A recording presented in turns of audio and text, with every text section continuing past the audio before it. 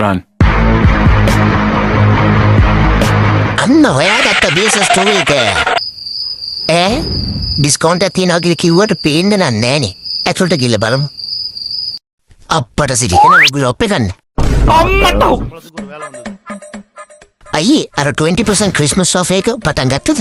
ඔව් 20% ඩිස්කවුන්ට් එක 22 23 24 දවස් 3ක්ම වැලි. කලබලයක් නැතුව මෙතන තියෙන ඕන ප්‍රොඩක්ට් එකක් ඔයා බලලා ගන්න. ගිහලා ගන්න.